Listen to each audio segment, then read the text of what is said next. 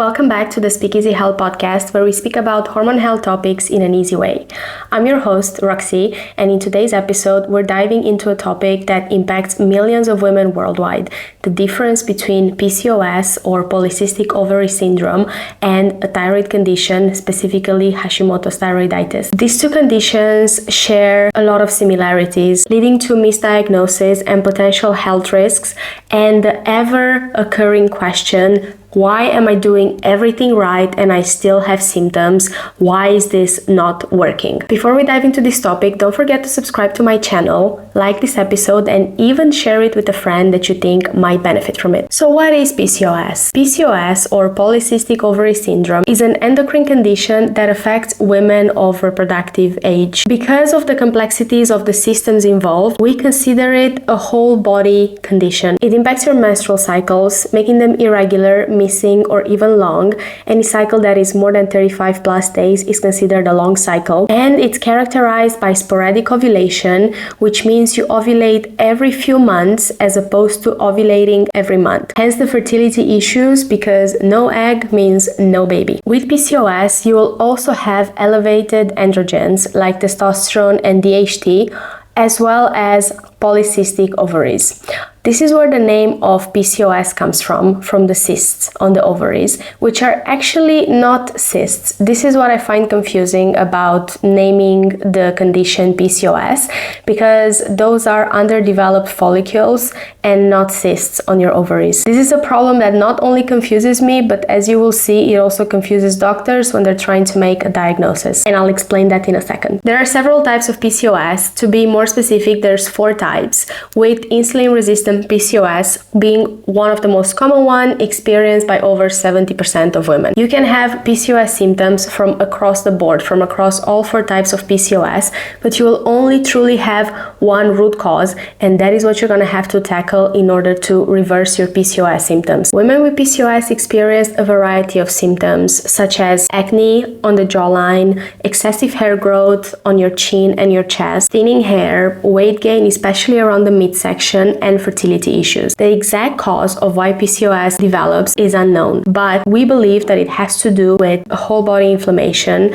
as well as a genetic predisposition to it and insulin resistance. Recent research suggests that 23 different gram-negative bacteria in the gut can also be loosely linked to women developing PCOS. There's been a correlation in the studies where they found that women that had PCOS all had these gram-negative bacteria, which is a way to say that they had these bed bugs and they all had PCOS. Now we know that correlation doesn't mean causation, but they tested other factors and they discovered that there is a loose link between gram-negative bacteria and the chances of developing PCOS. We knew that the gut plays an important role in our overall health, and now we also know that it might be one of the reasons why we develop PCOS. And you might ask yourself, how can a PCOS diagnosis be confused with a thyroid diagnosis? Let me first introduce you to what an underactive thyroid is and a thyroid autoimmune condition. An underactive thyroid simply happens when your thyroid gland can no longer produce enough thyroid hormone.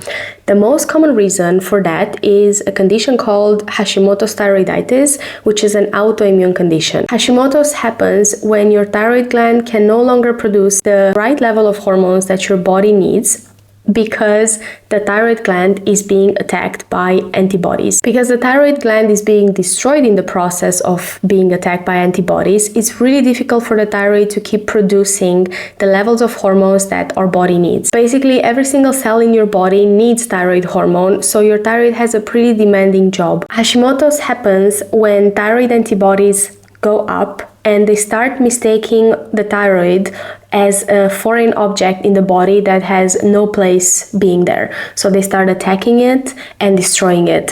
One of the main reasons for the thyroid antibodies to go up is an unhealthy gut. The antibodies are an immune response, and 70% of your immune system resides in the gut. There are a lot of similarities exhibited by these two conditions, PCOS and Hashimoto's thyroiditis, such as hair thinning, hair loss, weight gain, fertility problems, anovulation, fatigue. But the main reason why these two diagnoses get mixed up is because the tests that doctors do, or better said, the tests that they miss doing. The way I see it, there is two problems, and I will dive into each individually, but make sure you stay until the end so you also hear the solutions. Problem number one, rarely do I see doctors testing for the whole thyroid panel. They often test for TSH, T3, and T4, often missing the two key metrics that will diagnose a problem with your thyroid, which are the two thyroid antibodies. Say you go to your doctor and ask them to test you for PCOS because you have a suspicion.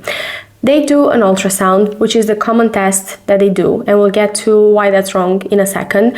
And you have so many cysts on your ovaries, they can't even count them. Now, say you also ask them to test your thyroid as a precaution. So they test TSH, they test T3, they test T4. All those tests come back okay. Here's where the problem is. They miss testing the two antibodies. And where the issue arises, your thyroid is being attacked by your antibodies, and it can happen for so long, even up to a decade, before that actually shows in your TSH, T3, and T4. In this case, your doctor is going to be convinced that you have no problem with your thyroid and you have cysts on your ovaries, so you have PCOS. But if they would test your antibodies, they would actually see that they're elevated, and for a while, for some time, they've already been working on destroying your thyroid gland. When the thyroid gland stops working properly because it's being attacked by antibodies, guess what happens? You don't ovulate anymore. So you get those cysts on your ovaries. So you see where the problem is? This brings me to the next part of the first problem, which is ranges. Your doctor won't test your thyroid antibodies, but they will test your TSH. But what you don't know is that many doctors still test TSH ranges, which is the only other thing that can tell you something's wrong with your thyroid unless you test the antibodies if it's in an early stage. They still test the ranges of TSH based on old ranges. And the old ranges say that anything between 0.5 to 1 and 5, it's actually normal. Well, that is no longer the case, and we now see in the last few years developments that show that many women are starting to be symptomatic and diagnosed with subclinical hypothyroidism from the time that their TSH range passes 2.5.